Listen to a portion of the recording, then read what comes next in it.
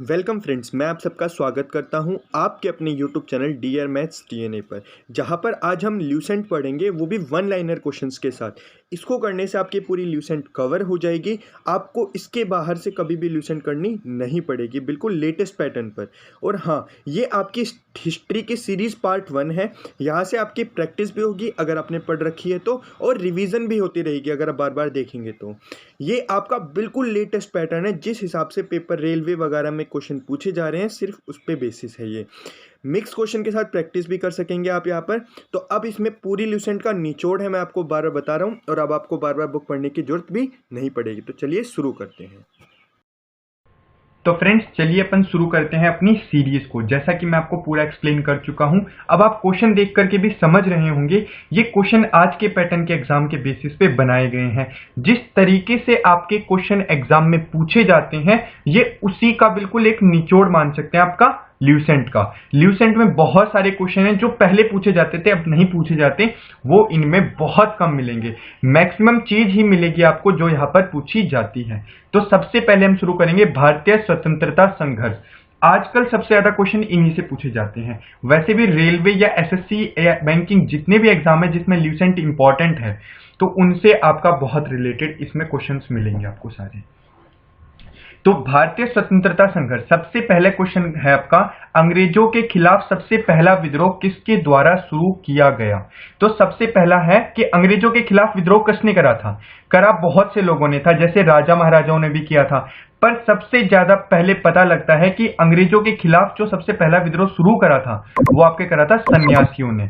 ठीक है, अगला क्वेश्चन है, सन्यासी विद्रोह का उल्लेख किस उपन्यास में मिलता है। ये मिलता है आपका आनंद मठ में। और आनंद मठ की रचना करी थी बंकिम चंद्र चटर्जी ने।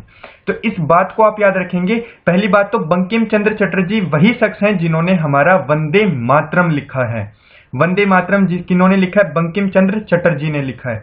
और किसके अंदर लिखा है, आनंद मठ के अंदर लिखा है हमारा वंदे मातरम। अगला क्वेश्चन देखिए, भारतीय सुधार समिति की स्थापना किसने करी थी। ये करी थी आपकी दादा भाई नौरोजी ने। और दादा भाई नौरोजी के बारे में आपको इंपॉर्टेंट बात बताऊं तो दादा भाई नौरोजी वही शख्स हैं जिन्हें भारत का ग्रैंड ओल्ड मैन भी कहा जाता है। अगले क्वेश्चन की ओर बढ़ते हैं, भारतीय सुधार समिति की स्थापना कब और कहां हुई। तो भारतीय सुधार समिति की स्थापना हुई थी 1887 इंग्लैंड के अंदर। इस बात को याद रखेंगे क्योंकि भारतीय सुधार समिति ये सबसे पहली समिति थी जिसका बहुत ज्यादा क्वेश्चन पूछा जाता है, तो इसको याद रखेंगे कि 1887 इंग्लैंड में हुई थी। अगला क्वेश्चन, ब्रिटिश सरकार का रुख किस वर्ष से कांग्रेस के प्रति कठोर होता चला गया। देखिए, पहली बात तो कांग्रेस की स्थापना हुई थी 1885 में A.O. ह्यूम द्वारा। ठीक है, आपको इतना पता है, वो भी 1885 में हुई थी आपकी। और 1887 के बाद क्यों रुख आपका मतलब कठोर होता गया था कांग्रेस, ब्रिटिश सरकार का कांग्रेस के प्रति, क्योंकि उसके बाद इन्होंने ना थोड़ा विद्रोह करना शुरू कर दिया था, इन्होंने मीटिंग करना शुरू कर दिया था, इस वजह से ब्रिटिश सरकार का रुख कठोर हो गया था। वरना A.O. ह्यूम ने और किसके मतलब जब ये 1885 में कांग्रेस का गठन हुआ था, उस टाइम पे हमारे गवर्नर जनरल कौन थे।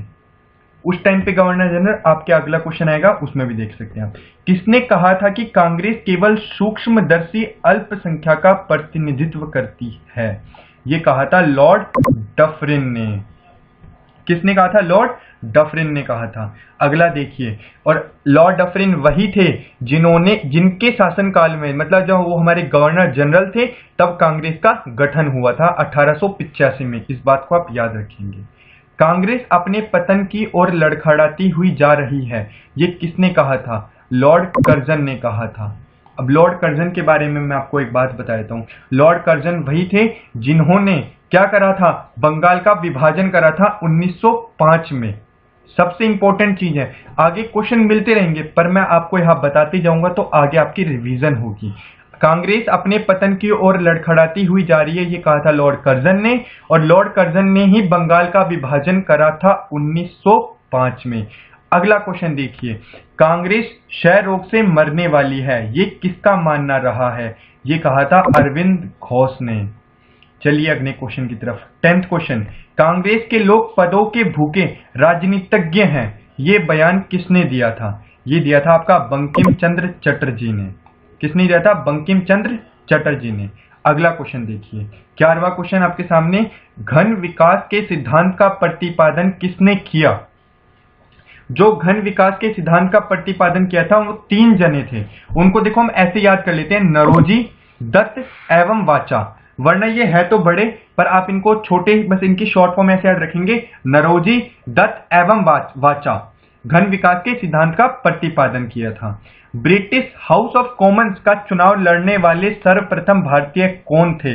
मैंने आपसे अभी भी बताया था, दादा भाई नरोजी।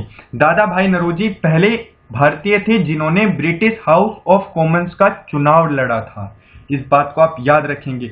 इन्हें ही क्या कहा जाता है? भारत का ग्रैंड ओल्ड मैन कहा जाता है। और अभी आप क्वेश्चन पढ़ चुके हैं इससे पहले, इन्होंने किसकी स्थापना करी थी? देखिए, भारतीय सुधार समिति की स्थापना 1887 इंग्लैंड में दादा भाई नरोजी ने करी थी।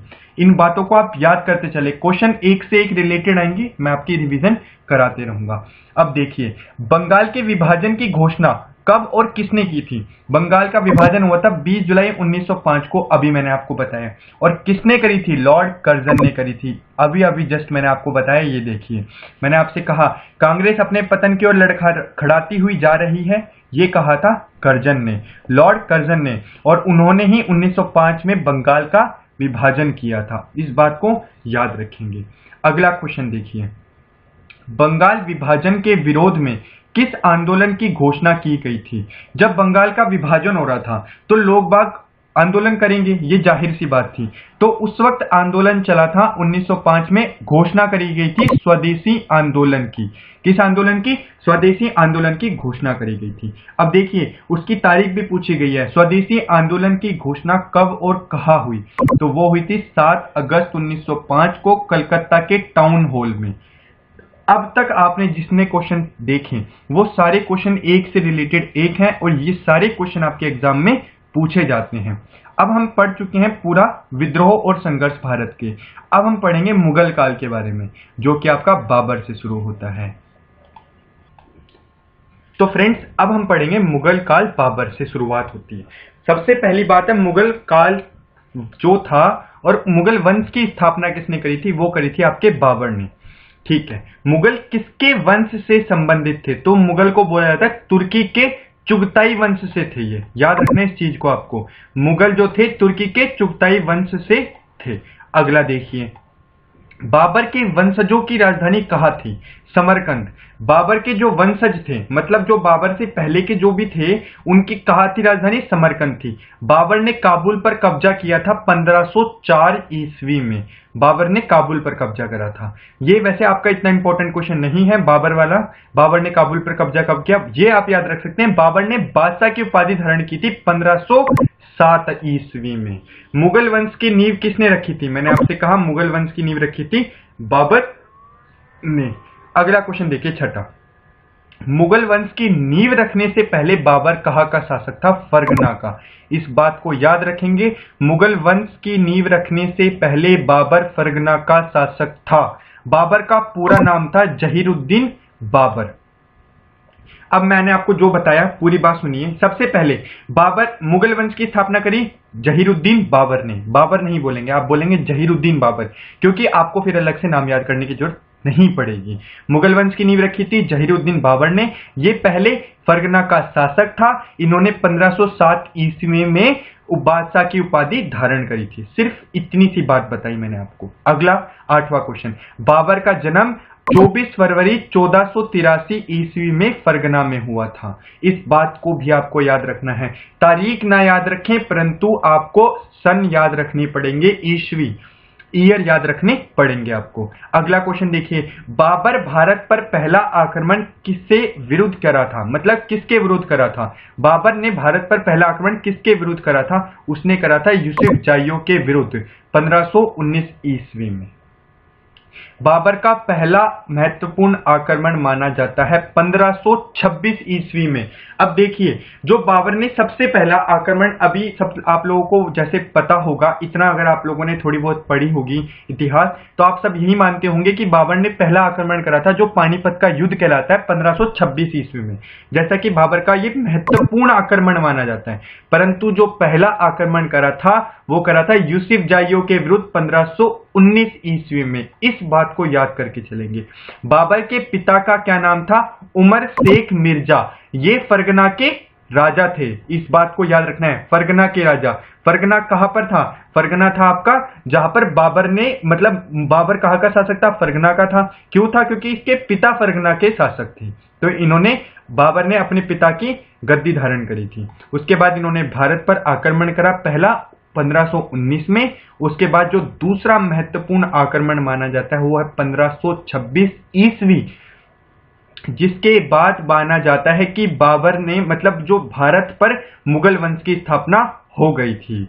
अब लुग निगार, कुतलुग निगार, थोड़ा सा नाम डिफिकल्ट है पढ़ने में, आप इसे याद कर सकते हैं। कुतलुग निगार, बहुत प्यार से, कुतलुग निगार खानम बाबर की माता का नाम था। पिता का नाम था उमर शेख मिर्जा, फरगना के शासक थे। 1483 ईस्वी में जन्म हुआ था। पहला यूसुफ जायो के विरुद्ध भारत में आक्रमण करा था। मैं आपको बिल्कुल रटाते हुए चलूंगा, आपको कुछ नहीं करना, सिर्फ वीडियो को बार बार देखना है। पानीपत की पहली लड़ाई किसके बीच हुई थी? यही है आपका पहला क्वेश्चन। पानीपत की जो लड़ाई हुई थी इब्राहिम लोदी और बाबर के बीच में हुई थी 1526 में। जैसा कि अगला क्वेश्चन भी दे रखा है, पानीपत की जो लड़ाई हुई थी पहली, वो 1526 में हुई थी आपकी। इस बात को याद करते हुए चलेंगे। अगला क्वेश्चन देखिए, इब्राहिम लोदी को हराकर बाबर ने किस वंश की नींव रखी थी? इब्राहिम लोदी को हराकर बाबर ने मुगल वंश की नींव रखी थी। मैंने आपसे कहा भारत में मुगल वंश की नींव रखी जहीरुद्दीन बाबर ने। भारत में मुगल वंश की नींव रखी थी जहीरुद्दीन बाबर ने। और याद रखना है 1526 ईस्वी में जो पानीपत का पहला युद्ध हुआ था, जिसमें उसने इब्राहिम लोदी को हरा दिया था। ऐसे याद करके चले, कोई 50 क्वेश्चन अलग से याद नहीं करने आपको। खानवा का युद्ध कब और किसके बीच हुआ था? खानवा का युद्ध 1527 ईस्वी में, पानीपत के जस्ट एक साल बाद राणा सांगा और बाबर के बीच में हुआ था। इस बात को आपको याद रखना है, राणा सांगा और बाबर के बीच हुआ था। अब मैं आपको बता दूं, अगर आपने मीराबाई का नाम सुना है तो राणा सांगा के ही वो पुत्र वधू थी, राणा सांगा की पुत्र वधू थी, जिन्होंने, एक बहुत आपको रोचक बात बताऊं, जिन्होंने कृष्ण को, उनके विवाह शायद 13 या 14 साल की उम्र में हुआ था, मैं कंफर्म नहीं हूं, पर जब उनके, मतलब शायद बाबर ने ही उनके पति को मार दिया था, तो उसके बाद उन्होंने आजीवन कृष्ण को अपना पति मानकर उसकी पूजा करी थी, कृष्ण भगवान की पूजा करी थी। इस बात को याद रखें। तो अगला क्वेश्चन 17वां, बाबर और मोदिनी राय के बीच हुआ युद्ध किस नाम से जाना जाता है? चंदेरी का युद्ध 1528 ईस्वी में। अगला क्वेश्चन देखिए, घाघरा के युद्ध में बाबर ने किसे पराजित किया था? घाघरा का जो युद्ध हुआ था उसमें महमूद लोदी, यानी इब्राहिम लोदी का जो भाई था। अब आपको बताऊं इब्राहिम लोदी कौन था, जिसको हराकर बाबर ने भारत में मुगल वंश की नींव रखी। देखो, इब्राहिम लोदी को हराकर बाबर ने किस वंश की नींव रखी थी? मुगल वंश की। और कब हराया था? पानीपत की पहली लड़ाई में इब्राहिम लोदी और बाबर के बीच हुआ था, तो 1526 में हराया था। मैं आपको कंफर्म करते चलूंगा, बिल्कुल एक एक क्वेश्चन रिलेटेड। बाबर ने किस भाषा में अपनी आत्मकथा लिखी थी? सबसे पहले बाबर की आत्मकथा का नाम है बाबरनामा, वो भी आपको अगले क्वेश्चन में मिल जाएगा, और तुर्की भाषा में लिखी थी। यही पहला शख्स था जिसने अपनी आत्मकथा खुद लिखी थी, वो भी तुर्की भाषा में। बाबर की आत्मकथा को जाना जाता है बाबरनामा से। अब देखिए, अभी तक तो सबको ये पता है बाबरनामा के नाम से जाना जाता है, पर अगर आपसे पूछ लें कि तुर्की भाषा में या मुस्लिम भाषा में, जो भी भाषा है ये, उस भाषा में क्या कहा जाता है, तो उसे कहा जाता है तुजुक ए बाबरी। याद रखना है, तुजुक ए बाबरी। किस युद्ध में, मुझे इस भाषा की पता नहीं किस भाषा में लिखी है, बट परंतु शायद ये फारसी भाषा में लिखी हुई है, तो इसे हम कहेंगे तुजुक ए बाबरी। किस युद्ध में बाबर ने तोप खाने का इस्तेमाल किया था? ये भी आपका पानीपत का प्रथम युद्ध था। इस बात को याद रखेंगे आप कि ये बहुत इंपॉर्टेंट चीजें हैं। ये एक युद्ध से देखना, मैं आपको अभी जैसे ही बाबर की बात खत्म होती है, मैं आपको पूरी एक लाइन में आंसर बता दूंगा सारे। बाबर ने युद्ध में कौन सी नीति अपनाई थी? तुलुगमा नीति। याद रखना है, तुलुगमा नीति अपनाई थी बाबर ने युद्ध में। इसी वजह से ये जीतता था, और इनके पास बहुत बढ़िया थे उस्ताद अली और मुस्तफा, बाबर के बहुत अच्छे तोपची थे, जिनकी मदद से ये जीतते थे। इस बात को आप याद करते हुए चलेंगे फ्रेंड्स कि उस्ताद अली और जो मुस्तफा थे बाबर के बहुत अच्छे तोपची थे। बाबर की मृत्यु आगरा में हुई थी। बाबर के अलावा कौन से मुगल शासक के मकबरे भारत से बाहर बने हैं? याद रखना है, केवल दो हैं। एक तो बाबर तो है ही, उसके अलावा जहांगीर और बहादुर शाह जफर, इन दोनों के जो मकबरे हैं वो भारत से बाहर हैं। बाकी जो हमारे शाहजहां हैं, हमारे जितने भी हैं, अकबर हैं, जहांगीर, वो औरंगजेब, इन सबके भारत के अंदर ही हैं। और आपको बता दूं, आगे वैसे क्वेश्चन पूछे जाएंगे, पर बता दूं औरंगजेब का नाम आया है तो औरंगजेब को जिंदा पीर के नाम से जाना जाता है। अब अगला क्वेश्चन 26वां देखिए। उदारता के कारण बाबर को किस नाम से जाना जाता था? उदारता के कारण बाबर को कलंदर बोला जाता था। इस बात को याद रखेंगे। तो अब तक मैंने आपको 26 क्वेश्चन बताए सिर्फ मुगल वंश के बाबर से संबंधित। तो अब मैं आपको इन सबको रिवाइज करवा देता हूं। सबसे पहले क्वेश्चन सुनिएगा, मेरे मुंह से आप बस एक बार सुन के देखिएगा। मुगल वंश की स्थापना जहीरुद्दीन बाबर ने करी थी। ये पहले फरगना के शासक थे। इनके पिता उमर शेख मिर्जा, जो कि कहाँ के शासक थे? फरगना के शासक थे। उनका जन्म, बाबर का जो जन्म हुआ था 24 फरवरी 1483 में फरगना में ही हुआ था। इनकी माता का नाम क्या था? आप लोगों को मैंने अभी यहाँ पर दिखाया। इनकी माता का नाम था, यहाँ पर है इनकी माता का नाम, जैसा कि अभी आप लोगों को मैंने दिखाया भी था। मेरे हिसाब से यहीं पर कहीं पर अभी दिखेगा तो मैं आपको बता दूंगा। इनकी माता का नाम जो भी था और पिता का नाम उमर शेख मिर्जा था और इनका जन्म हुआ था 1483 ईस्वी फरगना में। इन्होंने सबसे पहले भारत पर आक्रमण करा था यूसुफ जाइयो के विरुद्ध 1519 में। उसके बाद सबसे महत्वपूर्ण जो आक्रमण माना जाता है पानीपत का युद्ध 1526 में, जो कि इब्राहिम लोदी और बाबर के बीच में हुआ था, जिसमें ये जीते थे और इन्होंने मुगल वंश की स्थापना करी थी। जस्ट उसके एक साल बाद 1527 में खानवा का युद्ध हुआ राणा सांगा और बाबर के बीच में। इसमें भी हमारे बाबर जीते थे। उसके बाद बाबर और मोदिन राय के बीच में जो युद्ध हुआ था ये चंदेरी का युद्ध, जस्ट एक साल बाद। और आपको तीन याद रखने हैं, 1526, 27 और 28। ये सबसे इंपॉर्टेंट है बाबर से रिलेटेड। 27 राणा सांगा खानवा का युद्ध, 28 मोदिन राय चंदेरी का युद्ध, ठीक है। और एक और आता है जो आपका घाघरा का युद्ध है, महमूद लोदी, जो कि इब्राहिम लोदी के भाई थे, उनके साथ हुआ था। तो ये हो गया आपका। और इनकी आत्मकथा का नाम है तुजुक ए बाबरी, बाबरनामा। किस युद्ध में बाबर ने तोप खाने का इस्तेमाल किया था? पानीपत का पहला युद्ध। और इनकी जो युद्ध नीति थी उनको तुलगना कहते थे। इनके जो उस्ताद अली और मुस्तफा तोपची थे, बाबर की मृत्यु आगरा में हुई थी। बाबर के अलावा दो शासक हैं जिनके बाहर बने हैं मकबरे, जहांगीर और बहादुर शाह जफर। उदारता के कारण बाबर को कलंदर कहा जाता था। सिर्फ इतनी सी चीजें जो बाबर से रिलेटेड थी मैंने आपको पढ़ा दी। अब आप इन सबको रिवाइज करिएगा, आपको बिल्कुल समझ में आएगा। फिर हम चलते हैं अपने अगले क्वेश्चनों की तरफ। अब हम बाबर बिल्कुल पढ़ चुके हैं, अब हम चलते हैं अपने अगले क्वेश्चन की तरफ। तो फ्रेंड्स, जैसा कि अब हम इतना कर चुके हैं, अब आपने देखा होगा ये सब चीजें, तो आपको समझ में आई होंगी, जैसे मैंने आपको बाबर के बारे में बता दिया। अब हम चलेंगे आगे। मैं क्वेश्चन को बिल्कुल मिक्सअप लेके चल रहा हूं, जिस तरीके से क्या होगा अगर आप आज ल्यूसेंट पढ़ते हैं, मैंने आपको बाबर के बारे में बताया, फिर डायरेक्ट अकबर के बारे में, तो ऐसे क्वेश्चन मैं बिल्कुल नहीं कराऊंगा आपको। जो क्वेश्चन आपके एग्जाम में पूछे गए हैं, अब जैसे कि पहले तो बाबर के बारे में आपको थोड़ा दिमाग में सेट होना चाहिए, अब फिर मैं आपको मिक्स क्वेश्चन करवाऊंगा, बीच बीच में से आएंगे। तो जो क्वेश्चन पूछे जाते हैं, बाकी बुक तो आप लोगों के सामने है, अगर बुक ही पढ़ानी होती तो मैं बुक डायरेक्ट पढ़ा देता, मैंने उसमें से वन लाइनर तैयार करें। तो सबसे पहला क्वेश्चन आता है, अब हम पढ़ेंगे भारत में फसलों के सबसे बड़े उत्पादक। ये चीज अब अपनों को पढ़नी है। तो अब देखिए, भारत में धान का सबसे बड़ा उत्पादक पश्चिम बंगाल। ध्यान रखना है, भारत में धान का सबसे बड़ा उत्पादक है पश्चिम बंगाल। भारत में गेहूं का उत्तर प्रदेश, गन्ने का उत्तर प्रदेश।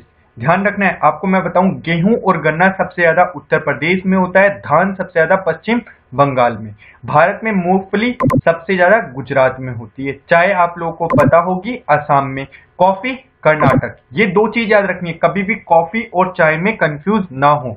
कॉफी सबसे ज्यादा कर्नाटक में होती है और चाय सबसे ज्यादा असम में होती है। सिर्फ 14 क्वेश्चन है, इस बात को याद रखेंगे, 14 बहुत ज्यादा पूछे गए हैं, इसलिए मैंने ये डाले हैं। ठीक है, अगला क्वेश्चन, भारत में जूट का सबसे बड़ा उत्पादक होता है आपका पश्चिम बंगाल में। बंगाल में दो होते हैं आपके, एक तो धान और एक जूट का और पश्चिम बंगाल में धान का, इन दोनों का सबसे बड़ा उत्पादक है हमारा पश्चिम बंगाल। तंबाकू याद रखना है आंध्र प्रदेश में, और आंध्र प्रदेश में भी राजमुंद्री में, इस बात को भी याद रखेंगे आप।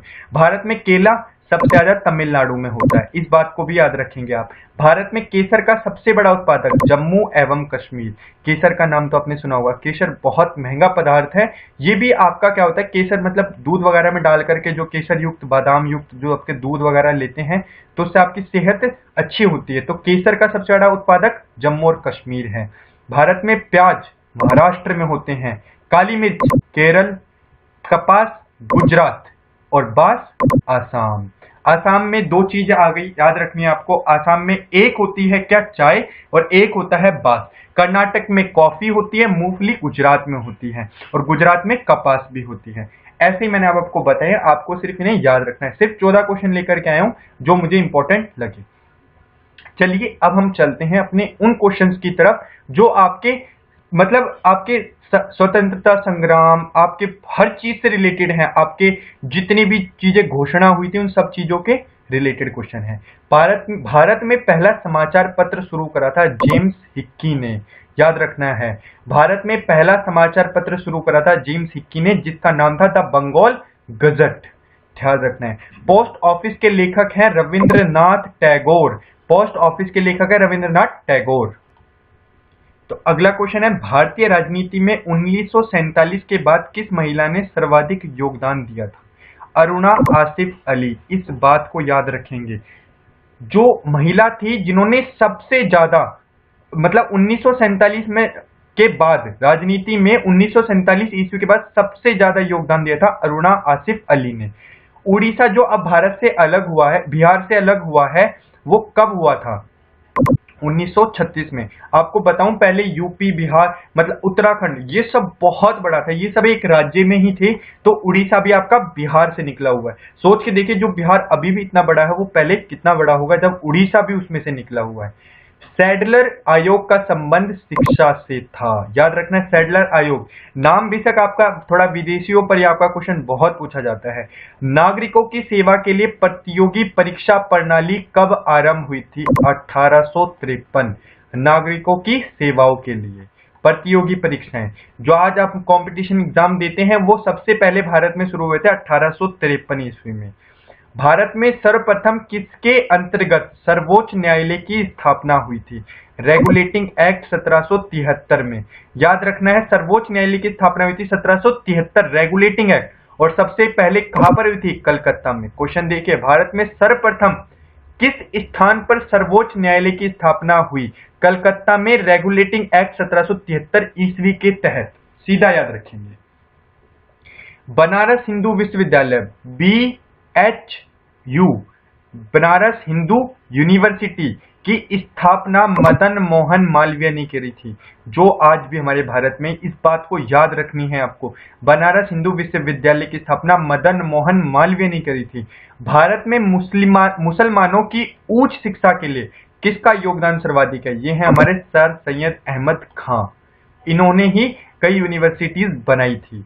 गोल्डन थ्रेशोल्ड नामक जो कविता है वो लिखी है हमारी सरोजनी नायडू ने। एक बात याद रखेंगे, सरोजनी नायडू जो थी हमारे भारत की पहली महिला राज्यपाल थी सरोजनी नायडू, और सबसे पहली महिला मुख्यमंत्री कौन थी? सुचेता कृपलानी, दोनों ही उत्तर प्रदेश की थी। मॉन्टेग्यू चेम्सफोर्ड की रिपोर्ट किसका आधार बनी? वो बनी थी भारत सरकार अधिनियम 1919। और आपको बताऊं मैं सबसे इंपॉर्टेंट बात कि 1919 में ही हमारा 13 अप्रैल सन 1919 को ही हमारा जलियांवाला बाग कांड हुआ था, याद रखना है आपको। अगला क्वेश्चन देखिए, कांग्रेस नेताओं में से कौन सा नेता कैबिनेट मिशन योजना के पक्ष में पूर्ण रूप से था?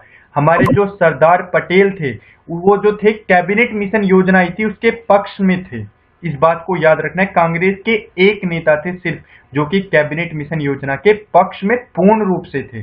भारत में ब्रिटेन के जो सभी नियमों में सबसे कम समय कौन सा नियम चला? ये था हमारा 1909 का इंडियन काउंसिल एक्ट, इस बात को याद रखना है, क्योंकि जस्ट 10 साल बाद ही हमारा भारत सरकार अधिनियम 1919 आ गया था।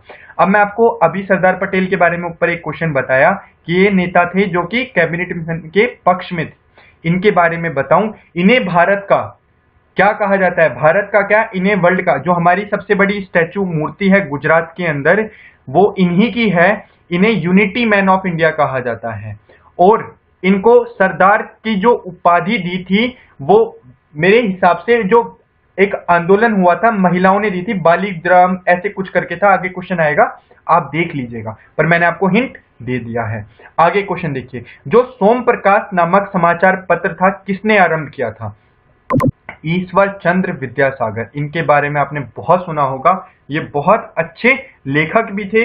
ईश्वर चंद्र विद्यासागर ने सोम प्रकाश नामक समाचार पत्र आरंभ करा था। सोम प्रकाश, ईश्वर चंद्र विद्यासागर याद करनी है, बिल्कुल आपको दिमाग में सेट होनी चाहिए। आर्य महिला सभा किसने की थी? पंडित रमाबाई ने करी थी आर्य महिला सभा की स्थापना। और आर्य समाज की स्थापना किसने करी थी?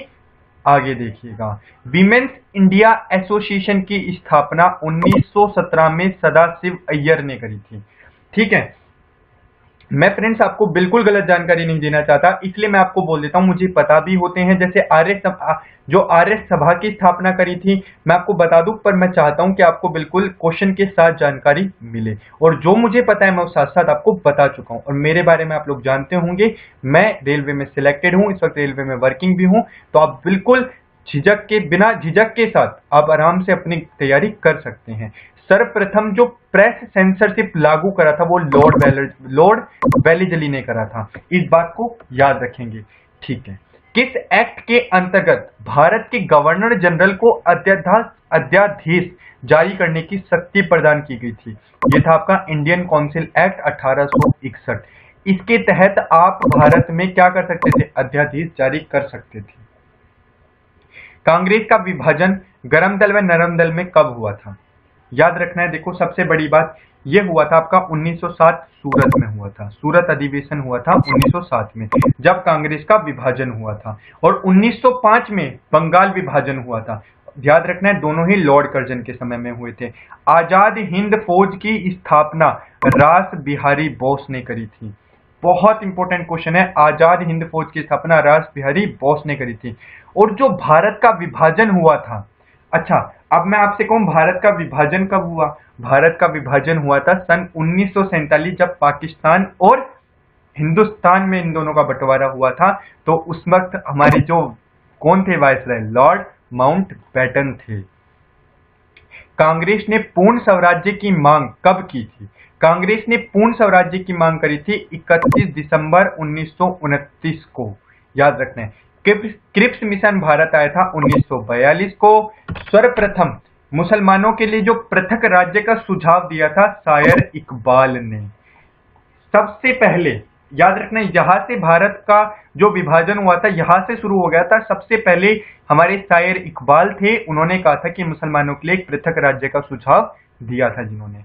जो मोपला विद्रोह हुआ था वो 1921 में हुआ था। ये फ्रेंड्स आपके बहुत छोटे छोटे क्वेश्चन है जो आपके नंबर भी दिला जाते हैं, और अगर आप याद ना करें तो आपसे नंबर ले भी जाते हैं। तो भारत और अफगानिस्तान के बीच में जो सीमा रेखा है उसका निर्धारण किसके काल में हुआ था? वो हुआ था लॉर्ड लैंसडाउन के काल में। याद रखनी है इस बात को। अगला क्वेश्चन, किसी भी क्वेश्चन से रिलेटेड एक्स्ट्रा इंफॉर्मेशन मैं आपको दे दूंगा अगर वो जरूरी होगी तो। विश्व भारती की स्थापना 1912 में रविंद्रनाथ टैगोर ने करी थी। याद रखनी है, विश्व भारती की स्थापना। भगत सिंह को फांसी की सजा सुनाने वाले न्यायाधीश थे जी.सी. हिल्टन।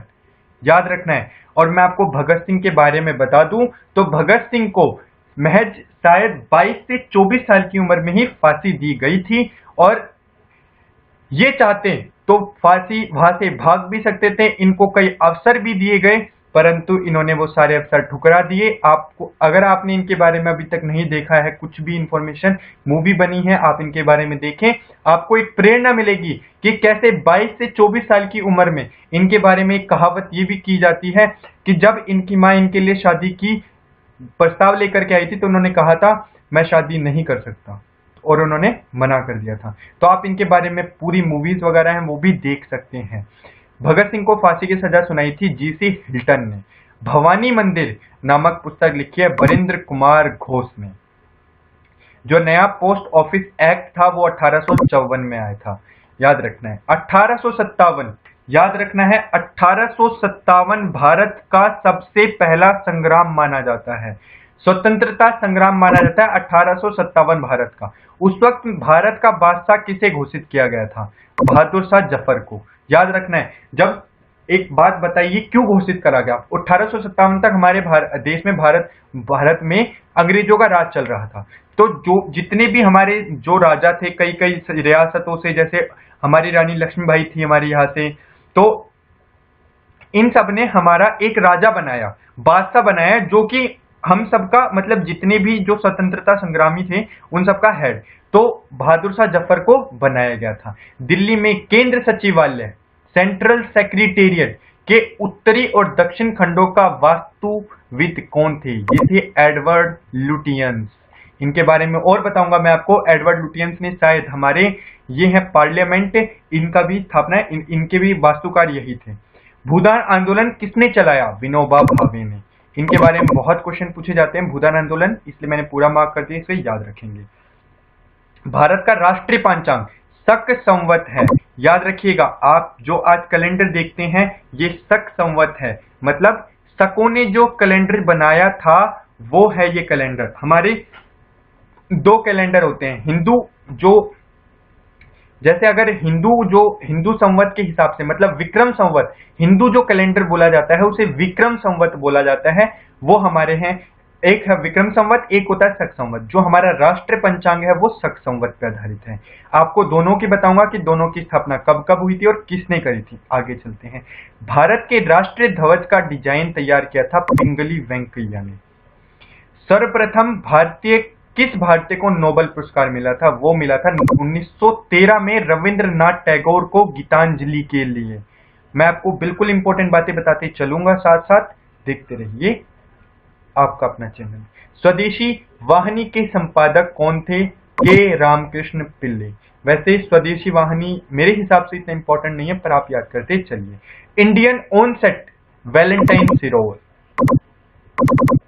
अगला क्वेश्चन देखिए।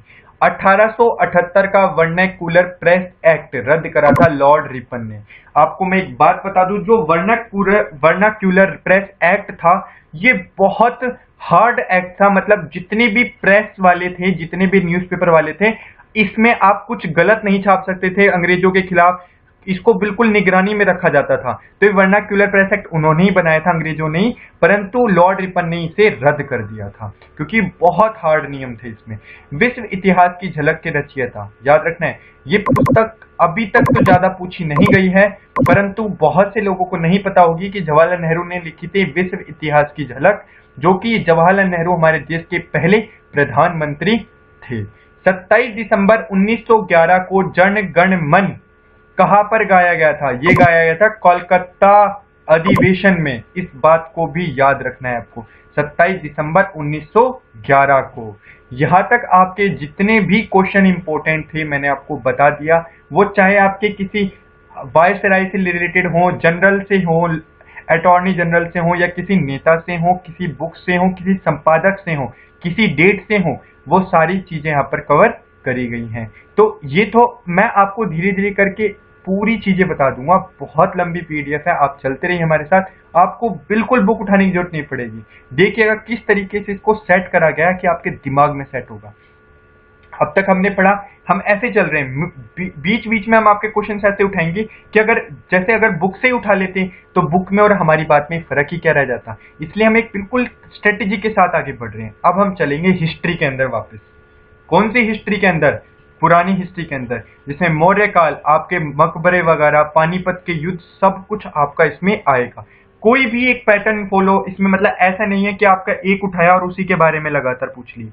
ऐसे पूछा जाएगा तो आपका बहुत कंफ्यूजन होगी। देखिए कैसे एक क्वेश्चन यहाँ पर है तो एक 10वां क्वेश्चन होगा, तो कैसे आपके रिवीजन भी मैं कराते जाऊंगा। जो पैटर्न मैंने फॉलो करा आज आप भी वही फॉलो करेंगे। तो चलिए हिस्ट्री के पहले क्वेश्चन के साथ। तो फ्रेंड्स पहला क्वेश्चन है, पानीपत का प्रथम युद्ध कब हुआ था? इस क्वेश्चन को देखते ही आप तुरंत बोलेंगे 1526 ईस्वी में हुआ था। अब मैं आपसे कहूं कि किसके बीच में हुआ था, जहीरुद्दीन बाबर और इब्राहिम लोदी। अच्छा, इब्राहिम लोदी के भाई और थे, उनका नाम था बहलोल लोदी, उनके साथ घाघरा का युद्ध हुआ था। एक क्वेश्चन और लीजिए, जहीरुद्दीन बाबर इनका पूरा नाम है, पिता का नाम उमर शेख मिर्जा, माता का नाम कुतलुग निगमा, ऐसे कुछ करके था। जैसे उस वक्त हमें मिला नहीं था, मैं आपको भी दिखा देता हूं। मेरे हिसाब से उनकी माता का नाम था आपके ये रहा, कुतलुग निगार खानम, कुतलुग निगार खानम। बहुत कंफ्यूजिंग नेम है फ्रेंड्स, इसे याद करें।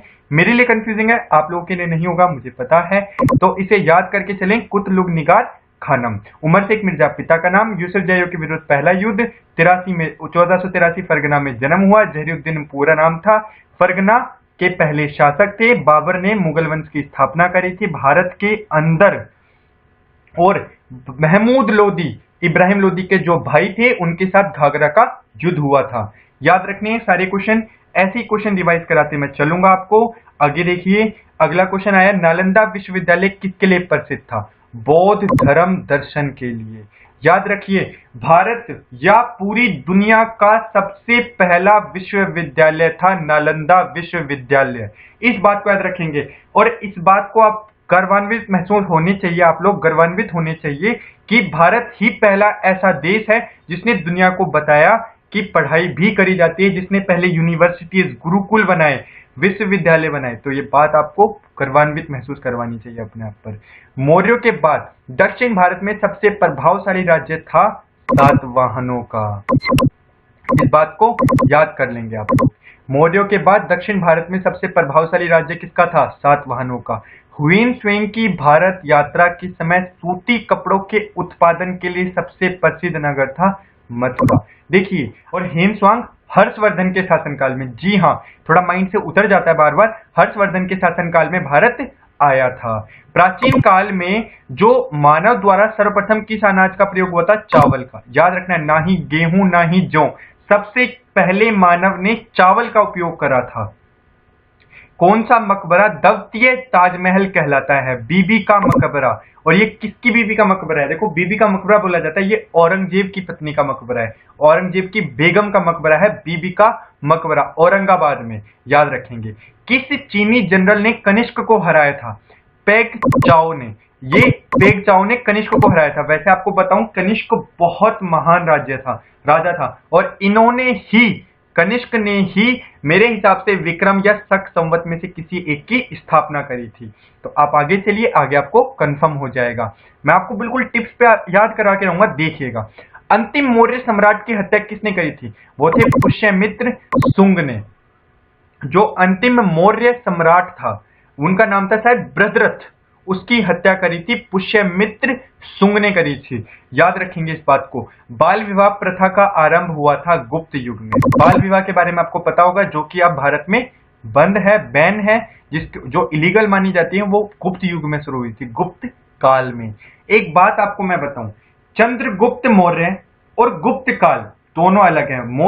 मौर्य वंश के थे, और गुप्त काल, जैसे चंद्रगुप्त प्रथम, चंद्रगुप्त द्वितीय, ये गुप्त वंश के हैं। तो चंद्रगुप्त में और चंद्रगुप्त मौर्य में कभी भी कंफ्यूज नहीं होइएगा।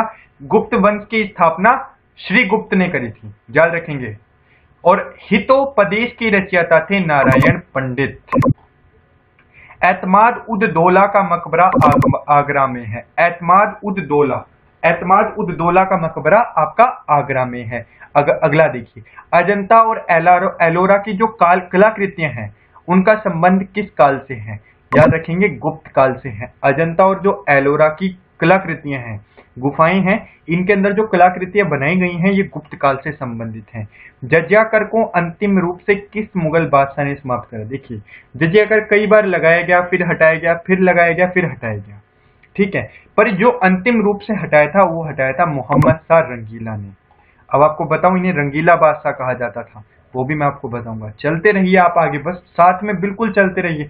जब तक क्वेश्चन नहीं आएगा, कोई एक्स्ट्रा नॉलेज जो मेरे को लगेगा जानकारी देने की, वही मैं दूंगा। अगर क्वेश्चन जब रिलेटेड आया ही नहीं उससे, तो फिर मैं उसको दूंगा ही नहीं, क्योंकि वो आपके एक्स्ट्रा ही रहेगी। किस शासक ने रत्नावली नामक पुस्तक लिखी? हर्षवर्धन ने लिखी थी। अच्छा, मैं आपको एक बात बताता हूँ, हर्षवर्धन के बारे में ऐसा कहा जाता है, हर्षवर्धन के राजकवि मेरे हिसाब से बाण भट्ट थे। ऐसे कहते हैं कि हर्षवर्धन ने कई पुस्तकें खुद ने लिखी, इन्होंने अपने लेखकों को मतलब बोला करके उनसे लिखवाई और अपना नाम ले दिया। तो ये कहावत है, तो कुछ बातें आपको पता भी होनी चाहिए आप अगर इतिहास पढ़ रहे हैं तो। श्वेत बंधु की रचना किस वंश के शासक ने की थी? ये करी थी वाकाटक। ये अगला क्वेश्चन देखिए, मौर्य काल में जो कार्यपालिका, व्यवस्थापिका तथा न्यायपालिका का प्रधान एवं साम्राज्य का सर्वोच्च अधिकारी कौन होता था? ये होते थे हमारे सम्राट। मौर्य काल में जो कार्यपालिका, व्यवस्थापिका और न्यायपालिका का जो प्रधान होता था वो हमारे होते थे सम्राट। सम्राट यानी जो भी राजा होते थे। मौर्य काल में सबसे इंपॉर्टेंट है आपका मौर्य काल, शुरुआत युग के मौर्य काल से होती है, ठीक है। तो मौर्य काल में जो सम्राट की स्वेच्छाचारिता पर नियंत्रण रखते थे मंत्री परिषद, जनपद एवं लोकमत। मौर्य काल में प्रधानमंत्री को क्या कहा जाता था? मंत्रिण। प्रधानमंत्री को मंत्रिण कहा जाता था। मौर्य काल में धार्मिक कार्यों को संपन्न कराने वाले क्या कहलाता था? वो कहलाता था पुरोहित। जो भी धार्मिक कार्य होते थे मौर्य काल में जो संपन्न होते थे उन्हें पुरोहित करवाते थे। मौर्य काल में राज दरबार, सीमादारी एवं अन्य प्रमुख जो राज के द्वारों का रक्षक कहलाते थे द्वारिक। देखिए ये क्वेश्चन पहली बार पढ़ेंगे तो आपको दिक्कत देंगे, आप यकीन नहीं मानेंगे, मैंने 2 से 4 बार पढ़ी, टिप्स पे याद हो रखे हैं, इसी तरीके से तभी आपके एग्जाम में आएंगे तो आपको कंफ्यूजन नहीं होगी। द्वारिक जो भी दरवाजों की रक्षा करते थे, सीमा दरों की, जो भी राज दरबारों की रक्षा करते थे उन्हें द्वारिक कहते थे। धार्मिक कार्यों को पुरोहित संपन्न कराते थे। इसी तरीके से क्वेश्चन हो जाएंगे आपके, सिर्फ आपको बार बार ये वीडियो देखनी है तो आपको कहीं पर दिक्कत नहीं आएगी। मौर्य काल में अंतःपुर का अध्यक्ष को क्या कहा जाता था?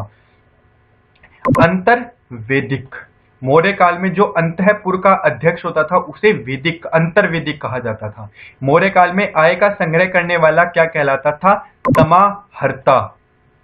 मौर्य काल में राज के कोष का अध्यक्ष कहलाता था सन्निधाता। देखिए अब मैं आपको वो कराऊंगा जो बहुत इंपॉर्टेंट है। मौर्य काल में कारागार का अध्यक्ष मत याद करिए। मौर्य काल में कमिश्नर को बिल्कुल प्रदिशित कहा जाता था। मौर्य काल में जो नगर रक्षा के अध्यक्ष को नायक कहा जाता था, ये भी याद करिए। मौर्य काल में नगर के कोतवाल को पौर कहा जाता था। वैसे क्वेश्चंस अब है ना ये रेलवे में पूछे जा सकते हैं पर एसएससी में इस तरीके के क्वेश्चन बहुत रेयरली पूछे जाते हैं। तो मौर्य काल में सिर्फ एक बार नजर से निकालिए। मौर्य काल में प्रमुख न्यायाधीश को व्यवहारिक मत याद करिए। मौर्य काल में पुलिस तथा अनुशासन स्थापित करने वाले दल के अध्यक्ष को दंडपाल कहा जाता था। मौर्य काल में उद्योगों और कारखानों के अध्यक्ष को कर्मातिक कहा जाता था। ये क्वेश्चन आप बार बार पढ़ेंगे आपको याद हो जाएंगे। ऐसा ना करें कि सारे क्वेश्चन स्किप ना करें। ऐसे क्या होता है इनमें से क्वेश्चन पूछे जाते हैं क्योंकि अब इतने एग्जाम हो चुके हैं और पुस्तक वही रही है, तो अब वो भी चाहते हैं कि अब ऐसी चीज पूछी जाए जो अब तक स्किप करी जा रही थी। तो मौर्य काल में जो राज की दुर्ग रक्षकों के अध्यक्ष को दुर्गपाल कहा जाता था। अब आते हैं हम पुष्यभूति वंश के ऊपर। पुष्यभूति वंश की स्थापना पुष्यभूति वर्धन ने करी थी। ध्यान रखेंगे यह ऐसा वंश था जिसकी स्थापना 2 बार हुई थी। हर्ष ने अपनी राजधानी, पुष्यभूति वंश के थे याद रखेंगे, हर्षवर्धन बोला जाता है जैसे पुष्यभूति वर्धन। तो हर्षवर्धन ने अपनी राजधानी थानेश्वर से कन्नौज में स्थापित करी थी। तो जो पुष्यभूति वर्धन वंश था उसकी 2 राजधानियां थी, थानेश्वर और कन्नौज। इस बात को याद रखेंगे।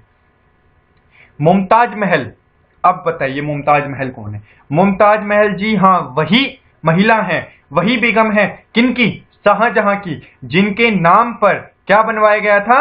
ताजमहल बनवाया गया था। कहते हैं ताजमहल प्यार की निशानी है। शाहजहां ने अपनी बेगम अर्जुमंद बानो बेगम की याद में बनवाया था। अब अगला क्वेश्चन देखिए, कुंभ के मेले का आरंभ हुआ था हर्षवर्धन। तो ठीक है अगला क्वेश्चन पढ़िए। अगला क्वेश्चन, हर्षचरित के रचयिता थे आपके बाणभट्ट। मैंने आपसे कहा था बाणभट्ट किसके राजकवि थे? हर्षवर्धन के। उन्होंने हर्षचरित्र लिखी थी। कुंभ के मेले का आरंभ हर्षवर्धन ने करा था। हर्षवर्धन ने याद रखेंगे अपनी राजधानी थानेश्वर से कन्नौज में स्थापित करी थी। गुप्त वंश के बारे में पढ़े, मैंने आपको बताया था गुप्त वंश को कभी भी चंद्रगुप्त मौर्य से कंफ्यूज ना करें। याद रखें गुप्त वंश की स्थापना 319 ईस्वी में हुई थी और गुप्त वंश के संस्थापक श्री गुप्त थे। बाबरनामा का फारसी में अनुवाद किसने करा? देखो बाबरनामा किसकी आत्मकथा है? बाबर जी की। किसकी? जहीरुद्दीन बाबर की। और बाबरनामा जो थी उनका फारसी में अनुवाद करा था अब्दुल रहीम खाने खाना ने। अब मैं आपको बताऊं, अब्दुल रहीम खाने खाना अकबर के 9 रत्नों में से एक थे, इस बात को भी याद रखेंगे। और ये थे अब्दुल रहीम खाने खाना जो खान बाबा थे, अकबर की जिन्होंने अकबर का पालन पोषण करा था, जिन्होंने अकबर को शिक्षा दी थी, उनके पुत्र थे ये, और सलीमा बेगम के पुत्र थे, याद रखेंगे। बाद में बड़े होकर के जब इन्होंने अच्छा अपना प्रदर्शन करा तो अकबर ने इन्हें अपने नवरत्नों में शामिल कर लिया।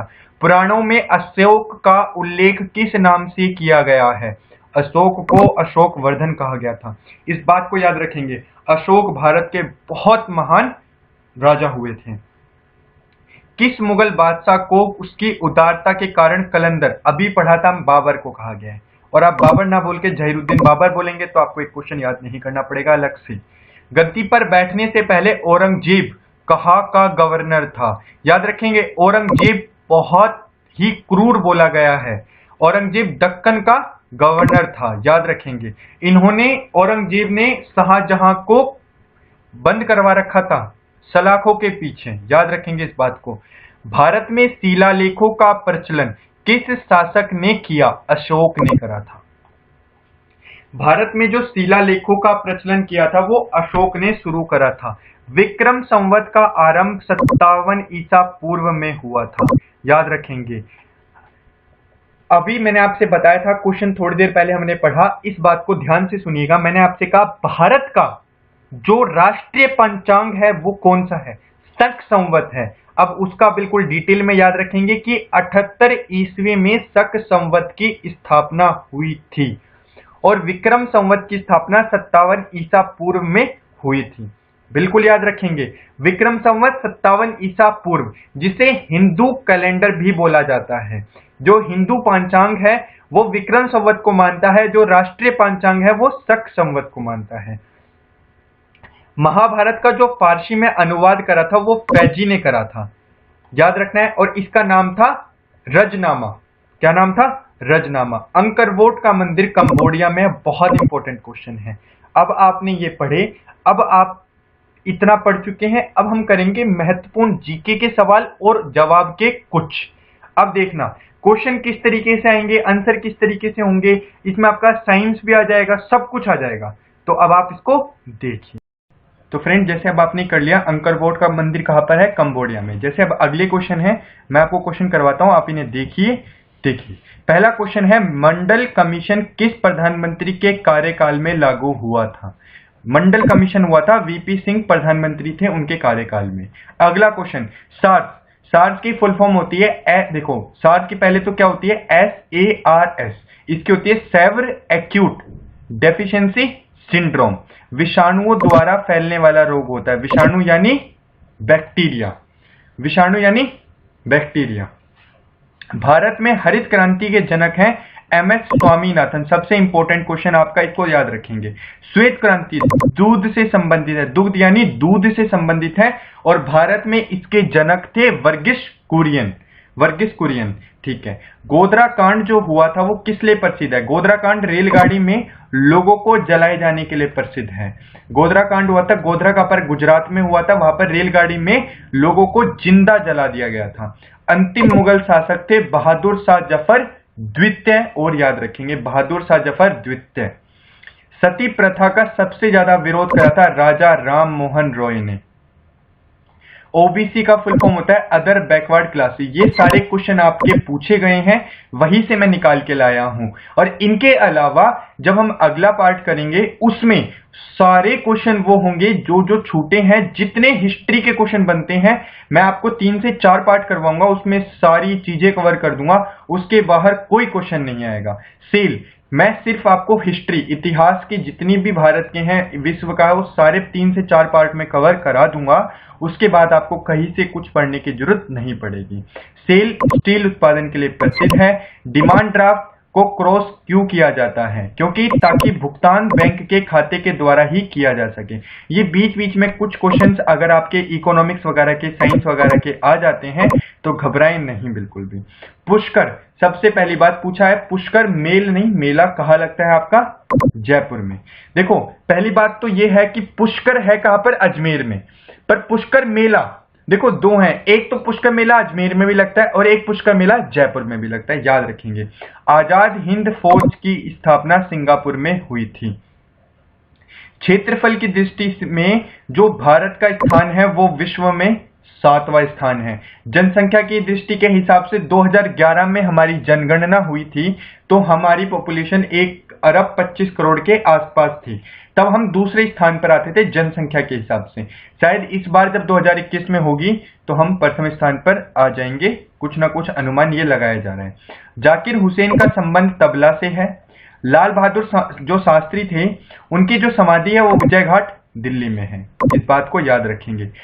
लाल बहादुर शास्त्री हमारे देश के ऐसे प्रधानमंत्री थे जिनकी मृत्यु ताशकंद में हुई थी और अभी तक उसके ऊपर कोई भी फाइनल रिजल्ट नहीं निकल के आया कि किस कारण से मृत्यु हुई थी।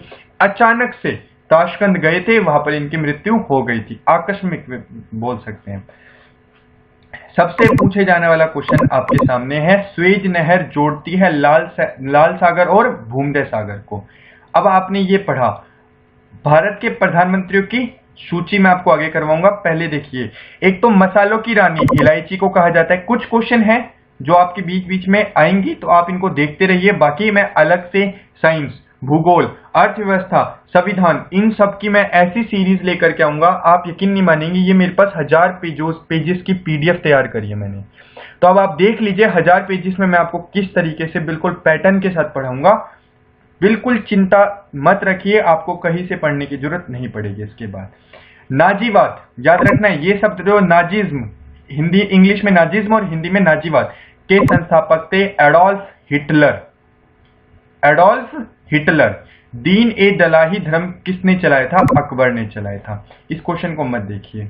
किसे 21वां क्वेश्चन, किसे गरीब नवाज कहा जाता है? मोइनुद्दीन चिश्ती, जिनकी अजमेर में दरगाह है उन्हें गरीब नवाज कहा जाता है, मोइनुद्दीन चिश्ती। अजमेर राजस्थान का जिला है।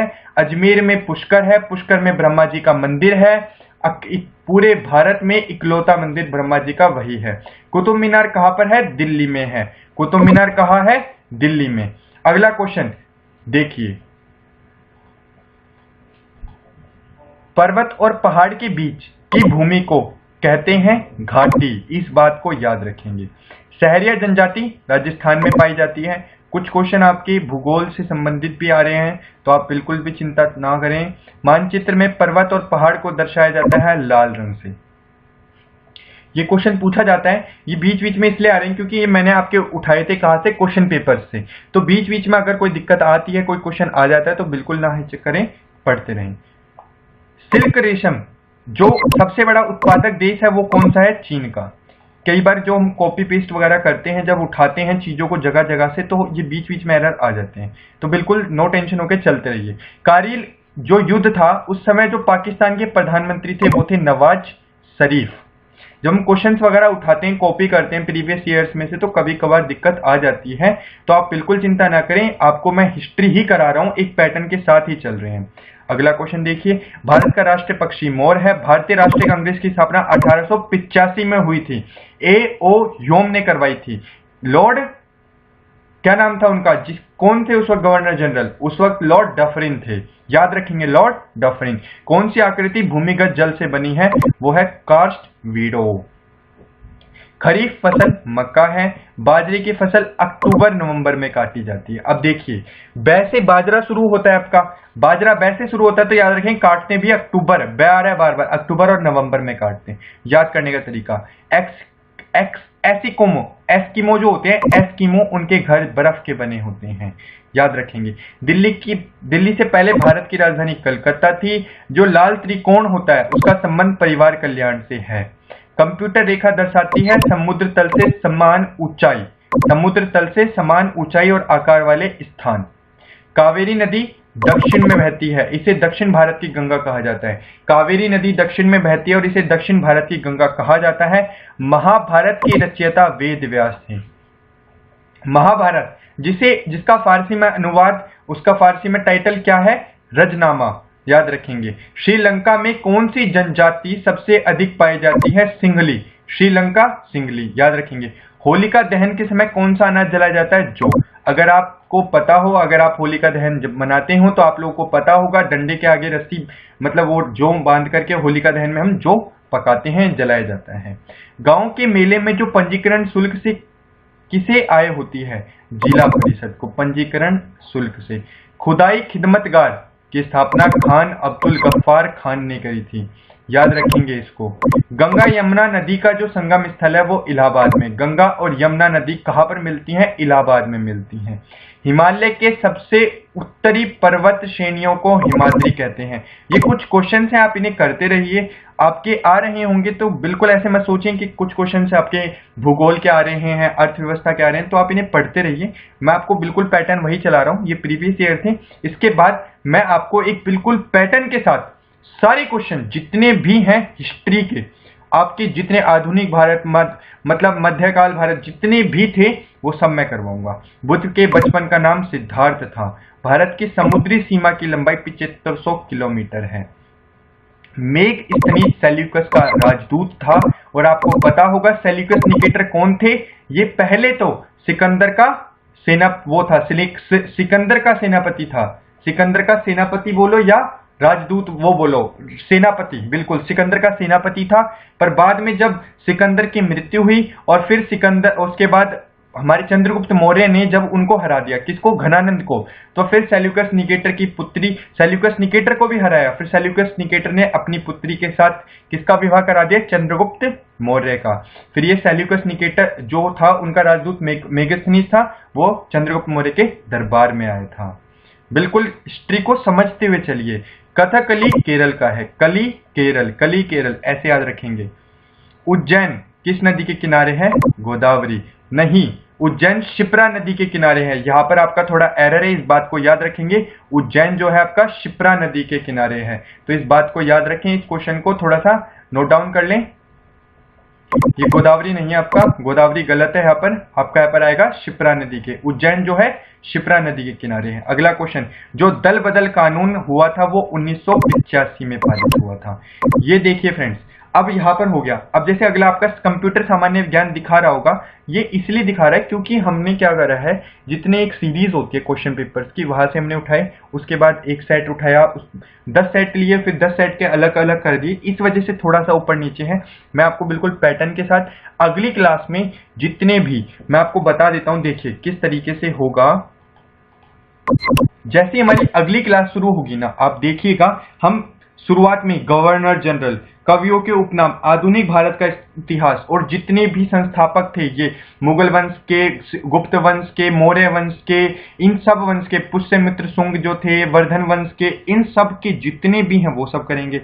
भारत के वायसराय, अटॉर्नी जनरल, उद्योग एवं व्यापार, ध्यान रखेंगे, प्रधानमंत्री और मंत्री परिषद, स्वतंत्रता आंदोलन से संबंधित प्रश्न और आपके जितने भी इंपॉर्टेंट क्वेश्चंस हैं वो सारे। उसके बाद मैं आपको वो सब बताऊंगा। मराठा साम्राज्य की स्थापना, दक्षिण भारत में किस तरीके से हमारा उदय हुआ था, किस चीज का, ये जो हमारे संत आए थे ये हमारे दक्षिण की तरफ से आए थे, इसलिए कहा जाता है कि दक्षिण भारत जो था वहीं से जो पूजा पाठ थी वहीं से शुरू हुई थी। तो और मैं आपको बताऊंगा भारतीय राष्ट्रीय आंदोलन, ये सब हम अपनी अगली क्लास में करेंगे। इस वीडियो को ज्यादा से ज्यादा लाइक करें। अगर आपको ये वीडियो अच्छी लगे, वीडियो को लाइक करें, चैनल को सब्सक्राइब करें और हमारा सपोर्ट करें, जिससे मैं आपको पूरी सीरीज प्रोवाइड कर सकूं जहां पर आपको बिल्कुल भी दिक्कत नहीं आएगी। Thank you.